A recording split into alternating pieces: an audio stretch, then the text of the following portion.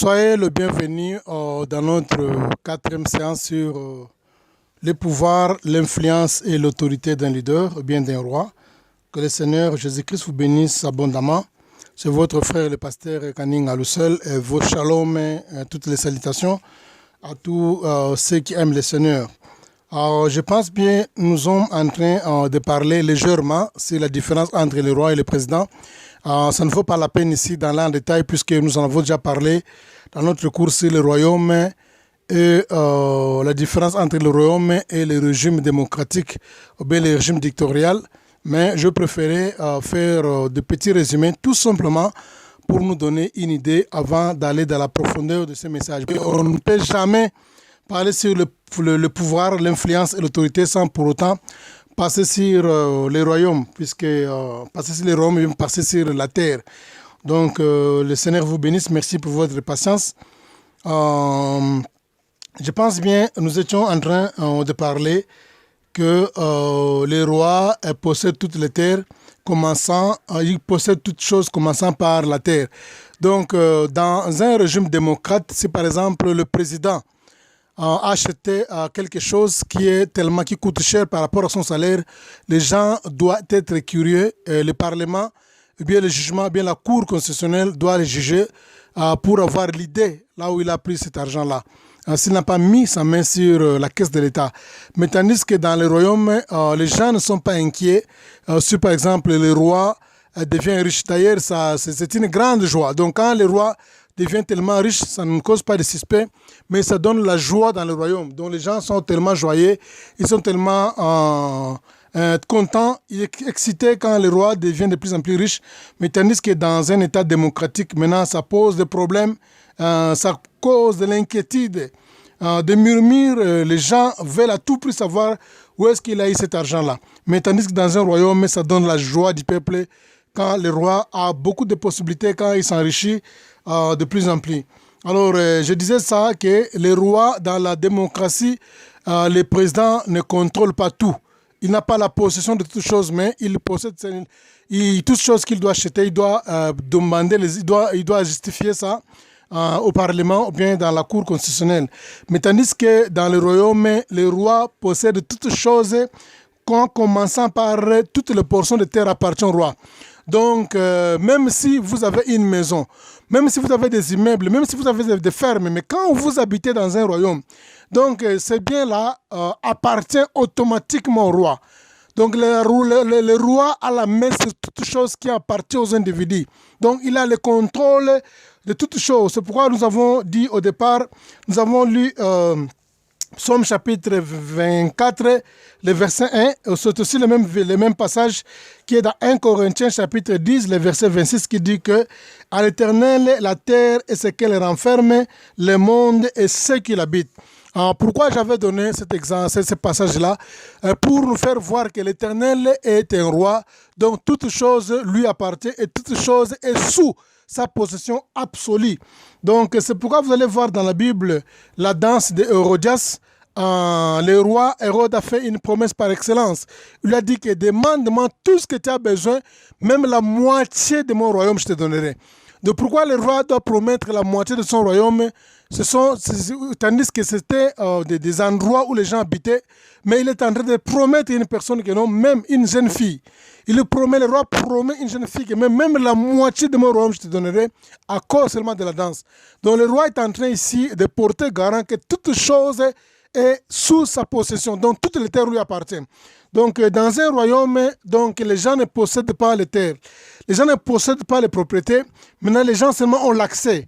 Donc tu peux avoir l'accès dans une ferme, tu vas pas avoir l'accès dans une concession, mais cela ne signifie pas que non, cela t'appartient. Donc cela c'est une concession qui est royale. Donc cela appartient au roi, comme dans 1 Corinthiens 10, 26 aussi, dans Psaume 24, 1, dit que la terre, à l'Éternel appartient la terre et ce qu'elle renferme, le monde et ceux qui l'habitent. Donc c'est pourquoi le roi Hérode a promis à Hérodias de lui donner tous qu'elle pouvait demander, même la moitié du royaume, parce qu'il avait compris comme roi qu'il a le contrôle, il a la possession de toutes les terres.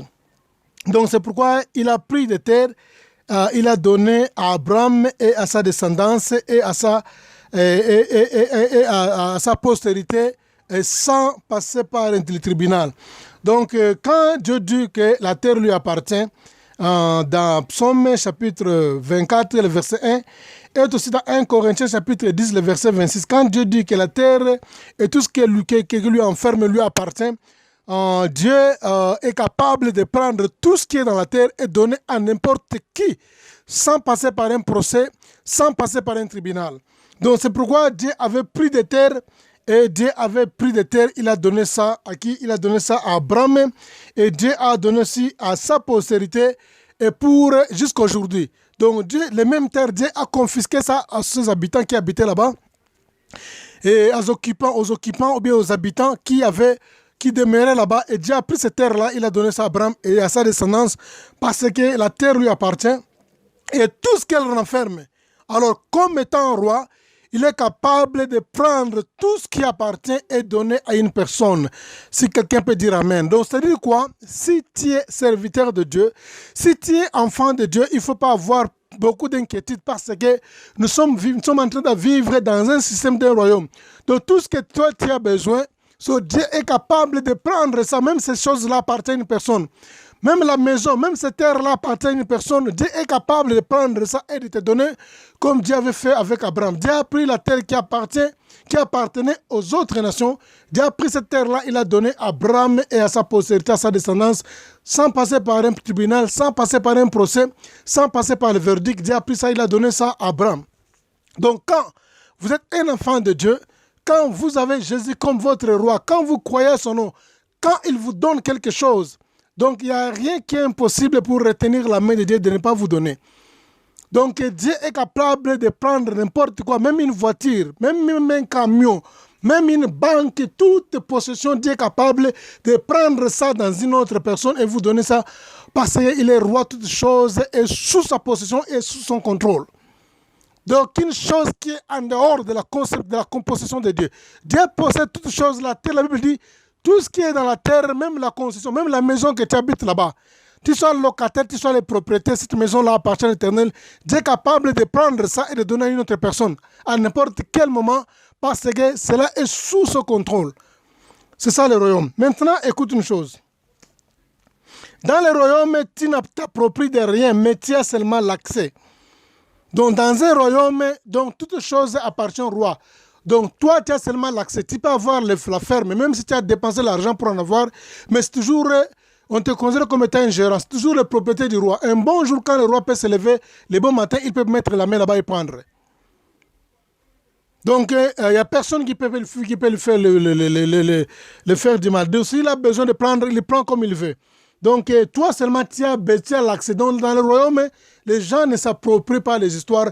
Maintenant, ils ont seulement l'accès. Donc, les gens ne s'approprient pas. Donc, quelque chose, les gens ne peuvent pas s'approprier de possessions. Les gens ne peuvent pas s'approprier des richesses. Maintenant, les gens seulement ont fait quoi? Ils ont seulement l'accès comme l'enfant prodige. Donc, comme je disais là, dans notre cours, quand je prêchais sur les 4 environnements, je vous ai parlé sur l'enfant prodige qui voulait seulement avoir l'accès dans la maison de son père. Il ne voulait plus s'approprier des histoires de son père, mais il voulait seulement avoir l'accès dans la maison de son père parce qu'il avait cru que non, dès qu'il a l'accès dans la maison de son père, maintenant, il va vivre aussi, il va manger aussi en abondance comme les serviteurs, ou bien on appelle les mercenaires de son père. Il voulait seulement avoir l'accès. Donc, dans le royaume, les gens ne s'approprient pas. Donc, nous, les disciples, nous qui sommes comme étant les évolués spirituels, nous n'approprions pas les histoires. Les histoires appartiennent à Dieu. Les histoires appartiennent à Dieu. Donc Dieu, il a le contrôle. Tu peux avoir une maison, tu peux avoir une voiture, tu peux avoir le compte bancaire. Mettez ça dans ta tête que ces histoires-là ne t'appartiennent pas. Tu es seulement le gérant parce que tu peux perdre ça à n'importe quel moment. Dieu peut prendre ça et donner à une autre personne. Donc, comme je disais là, dans les royaumes, ce n'est pas comme dans les pays démocratiques. Les pays démocratiques, les gens s'approprient des biens, ils s'approprient des parcelles, ils s'approprient des concessions, ils s'approprient des fermes. Mais tandis que dans un royaume, tout appartient au roi et le roi donne à qui il veut. Il peut prendre ça dans n'importe qui il veut à cause de la malgérance. Il peut confier ça à n'importe qui. Donc c'est pourquoi tu as vraiment beaucoup de considérations à soutenir l'œuvre de Dieu, à contribuer efficacement dans l'œuvre de Dieu pour que Dieu puisse te donner plus encore. Donc, si vous ne contribuez pas efficacement dans l'œuvre de Dieu, Dieu est capable de prendre ce qui vous appartient, ce qui est sous votre gérance et de donner ça à une autre personne parce que nous ne sommes que des gérants. Et quand nous mourrons, nous laissons tout pour dire que non, aucune personne ne s'approprie, nous sommes seulement des locataires. Et quand nous mourrons, nous laissons tout derrière pour dire que toute chose est toujours sous le contrôle de Dieu lui-même. Alors, les apôtres aussi, quand vous lisez dans les Actes des Apôtres, la Bible dit quand ils avaient commencé l'église primitive, la Bible dit il n'y a aucun apôtre qui disait que ce bien m'appartient parce qu'ils vivaient en commun. Donc la Bible dit que personne ne disait que non, c'est bien si m'appartient parce qu'ils partageaient tout équitablement. Donc c'est ça l'image, la conception du royaume. Les gens ne s'appropriaient pas des biens. Maintenant, ils ont seulement l'accès aux biens. Tu as l'accès à quelque chose.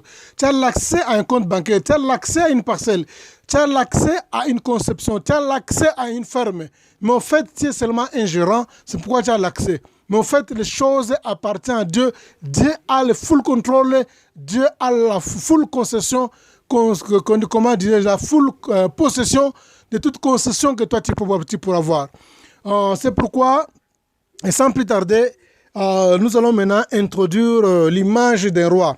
Quand nous considérons Dieu comme étant un roi, nous devons aussi d'abord comprendre comment les rois terrestres se comportent. Quels sont les symboles, quels sont les éléments qui déterminent qu'un tel roi, un tel président, un tel ici, un gouverneur, un tel ici, un leader, un tel ici, un roi. Donc la seule chose qui fait la différence entre un roi et un président, ce sont des symboles. Donc le roi a des symboles. Et le roi a 3 symboles. Pour comprendre qu'un tel roi, il a 3 symboles. Et nous allons parler maintenant dans les 3 symboles d'un roi. Alors les 3 symboles du roi, ne sont rien d'autre que d'abord la première symbole d'un roi. Le roi porte une couronne. Donc les couronnes signifient le pouvoir. Donc quand vous avez un président n'a jamais eu de couronne, c'est le roi qui porte une couronne. Alors les couronnes dans la tête du roi présentent le pouvoir. Le roi aussi a quelque chose qu'on appelle l'encens dans sa main. Dans la main du roi, on appelle l'encens. L'encens, je pense bien, s'il faut bien comprendre ça, quand vous allez dans les églises catholiques, vous allez voir les prêtres dans chaque cérémonie de culte. Maintenant, ils propagent l'encens. C'est quelque chose qui sort d'un objet comme une lampe qui a des fumées à l'intérieur. Il va avec l'encens, surtout quand ils font une cérémonie de funérailles dans l'église ou bien dans des cultes spéciaux, dans des cultes plutôt spéciaux, il y a ce qu'on appelle l'encens. Je ne dis pas aux gens de mettre l'encens dans vos cultes, j'ai donné seulement l'image. Les rois aussi possèdent l'encens. Quand vous allez dans les archives historiques, dans le livre, vous allez voir qu'il y a quelque chose que le roi détenait dans sa main. Et cette chose-là, qui est sous forme d'une boule aussi, les boules comme ça, quelque chose qui est ronde, qu'on appelle l'encens. L'encens, il y a du fumée dans l'encens. Donc quand le roi possède, bien un prêtre catholique possède l'encens, quand il se promène avec ça, il y a des fumées qui sortent. Des fumées qui sortent autour là-bas, qui sortent. C'est le roi aussi possédant ces symboles-là. C'est le deuxième symbole du roi, le fumée, ou bien l'encens plutôt. L'encens représente l'influence. Alors le troisième symbole des rois, c'est le sceptre, ou bien l'épée, ou bien le sceptre, ou bien les bâtons souverains, les bâtons. Donc les bâtons maintenant représentent l'autorité. Alors si par exemple nous sommes en train de parler sur le pouvoir, l'influence et l'autorité d'un roi ou bien d'un leader, maintenant ce sont les 3 symboles que le roi a. Donc le roi a 3 symboles. Pour identifier qu'une telle personne est un roi, il a 3 symboles qui est en train de caractériser sa royauté. Il doit avoir 3 symboles. Le premier symbole, je reprends, c'est une couronne. La couronne représente le pouvoir. Le troisième symbole, c'est l'encens qui représente l'influence, donc la fumée qui sort là-bas, des fumées qui sortent là-bas pour se propager partout. On appelle ça l'influence. Ça représente l'influence du roi. Et vous allez voir ça dans Malachie chapitre 1er, le verset 11. Et nous avons aussi ce qu'on appelle les bâtons, encore le sceptre qui aussi représentait l'autorité du roi. Le sceptre, le bâton, bien l'épée, c'est la même chose. Donc quand on est en train d'introniser le roi, j'étais en train de regarder le film de la reine Elisabeth quand on faisait son intronisation. Je pense bien elle avait l'âge de 21 ans à l'époque, puisque toutes les audios que je fais, je prends vraiment mon temps pour faire les études approfondies sur le royaume. J'étais en train de regarder, quand on l'intronisait, on lui a donné aussi les symboles pour, pour qualifier qu'elle était devenue une reine il a remplacé, disons, son père. Alors, et dans sa main, disons, voilà, les gens qui l'ont intronisé, ils avaient amené une couronne, ils avaient amené l'épée.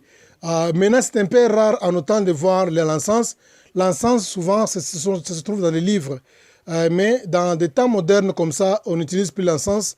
Et dans les mains du roi, je n'ai pas vu l'encens, j'ai vu seulement la couronne. J'ai vu aussi l'épée qu'on a confiée, qui est l'image de l'autorité. C'est-à-dire quoi? Le roi a 3 symboles. Pour terminer la 4e séance, le roi a 3 symboles.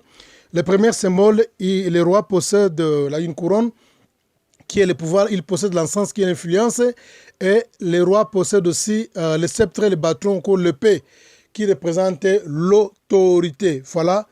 Merci pour être encore là. Nous allons continuer la suite dans notre 5e séance. Merci, que le Seigneur vous bénisse. Merci, que le Seigneur vous bénisse. Merci, que le Seigneur...